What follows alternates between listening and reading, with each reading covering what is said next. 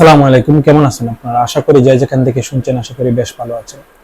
আন্তর্জাতিক পরিস্থিতি নিয়ে আজকে আপনাদের সাথে আলোচনা করব। বেশ কিছু আপডেট আছে, বিশেষ করে যুক্তরাষ্ট্র চীন বৈশ্বিক উত্তেজনার বড় আপডেটগুলো আপনাদের সাথে আলোচনা করার চেষ্টা করব। দক্ষিণ কোরিয়ার পররাষ্ট্র মন্ত্রণালয়ের এক জ্যেষ্ঠ কর্মকর্তা জানিয়েছেন, হরমুজ প্রণালীর কাছে দক্ষিণ কোরিয়ার একটি কার্গো জাহাজ হামলার পেছনে ইরানি ছাড়া অন্য কারো পক্ষ থাকার সম্ভাবনা খুবই কম।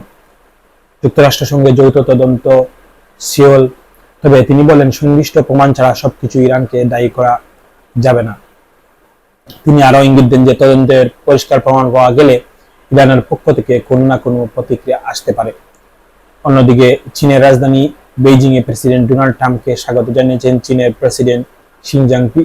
দুই নেতার বৈঠক বাণিজ্য, যুদ্ধ, ইরান সংকট এবং তাইওয়ানের ইস্যু নিয়ে গুরুত্বপূর্ণ আলোচনা হওয়ার কথা রয়েছে।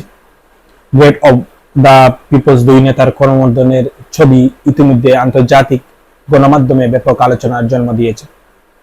মার্কিন উচ্চপদস্থ কর্মকর্তা ও প্রযুক্তি ব্যবসা খাতের বড় বড় সিওরা ট্রাম্পের সহসঙ্গী হয়েছেন। এদিকে হরমুজ প্রণালী যুক্তরাষ্ট্রের অবরোধের প্রভাবে ভয়াবহ হয়ে পড়ছে কিউবায়। দেশটির জ্বালানি মন্ত্রী জানিয়েছেন, কিউবা এখন সম্পূর্ণ জ্বালানি সংকট চলেছে। তার ভাষায়, দেশে কোনো তেল নাই, গ্যাস নাই, এমনকি রিজার্ভও নেই। ফলে রাজধানী হাবান সহ বিভিন্ন এলাকায় দিনে 20 থেকে 22 ঘন্টা পর্যন্ত বিদ্যুৎ থাকছে না। কিউবা এখন থেকে যে কোনো দেশের কাছ থেকে জ্বালানি কিনতে প্রস্তুত বলে জানিয়েছে সরকার। ফিলিস্তিনের রামাল্লাহ অঞ্চলে ইসরায়েলি বসতি স্থাপনকারীদের হামলায় 16 বছরের এক ফিলিস্তিনি কিশোর নিহত হয়েছেন। নিহত কিশোর ইউসুফ আলী ইউসুফ গুলি করে হত্যা করা হয়েছে বলে ফিলিস্তিনি কর্তৃপক্ষ জানিয়েছে। হামলার সময় প্রায় 700 ভেড়া এবং কৃষি সরঞ্জাম লুট করে ধ্বংসের অভিযোগ উঠেছে। স্থানীয় সূত্র বলছে, ইসরায়েলি বাহিনীর উপস্থিতিতে এই হামলা চালানো। গাজায় যুদ্ধবিরতি কার্যকর থাকলেও পরিস্থিতি এখনো নিখুঁত নয় বলে মন্তব্য করেছেন মার্কিন প্রেসিডেন্ট ডোনাল্ড ট্রাম্পের পিস কাউন্সিলের গাজা প্রতিনিধি নিকোলাই। তিনি বলেন, প্রতিদিন যুদ্ধবিরতি লঙ্ঘনের ঘটনা ঘটছে এবং কিছু অত্যন্ত গুরুতর। 2025 সালের অক্টোবর থেকে চলমান যুদ্ধবিরতির পরও গাজায় এখন পর্যন্ত 850 জনের বেশি মানুষ নিহত হয়েছে। ইসরায়েলের প্রধানমন্ত্রী বেনিয়ামিন নেতানিয়াহুর কার্যালয় দাবি করছে, ইরানের সঙ্গে যুদ্ধ চলাকালীন সময়ে তিনি গোপনে সংযুক্ত আরব আমিরাতে সফর করেছেন এবং প্রেসিডেন্ট শেখ মোহাম্মদ জায়েদের সঙ্গে বৈঠক করেন। তবে অল্প সময়ের মধ্যে এই দাবি অস্বীকার করেছে আমিরাতের পররাষ্ট্র মন্ত্রণালয়। তারা জানিয়েছে, ইসরায়েলের সঙ্গে সম্পর্ক গোপন নয় এবং কোনো অঘোষিত বৈঠক হয়নি। এই ঘটনা ঘিরে কূটনৈতিক অস্থিতি তৈরি হয়েছে মধ্যপ্রাচ্য জুড়ে। লেবানন ইসরায়েলে হামলায় অব্যাহত রয়েছে।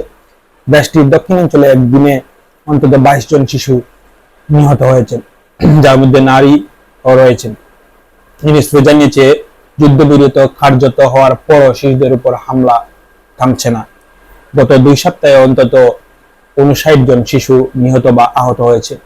এপ্রিলের যুদ্ধবিরতির পর থেকে এখন পর্যন্ত 23 জন শিশু নিহত এবং 93 জন শিশু আহত হয়েছে বলে সংস্থাটি জানিয়েছে।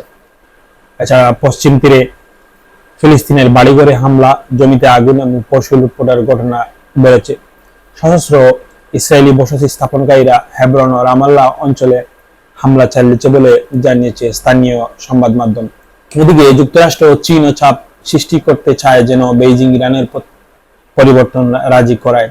মার্কিন পররাষ্ট্র মার্কো রুবিও বলেছেন, ওয়াশিংটন আশা করছে চীন ইরানের উপর প্রভাব খাটাবে। অন্যদিকে মার্কিন ভাইস প্রেসিডেন্ট জেডি ভ্যান্স জানিয়েছেন, ইরানের সঙ্গে আলোচনা কিছু অগ্রগতি হচ্ছে, তবে যুক্তরাষ্ট্র মূল শর্ত একটাই, ইরান যেন কখনোই পারমাণবিক অস্ত্র তৈরি করতে না পারে।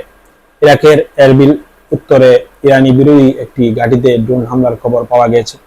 নিরাপত্তা সূত্রে জানিয়েছে, হামলা অস্ত্র, গোলা বারুদের গুদাম লক্ষ্যবস্তু ছিল। সব মিলিয়ে মধ্যপ্রাচ্য উত্তেজনা আরো বাড়ছে।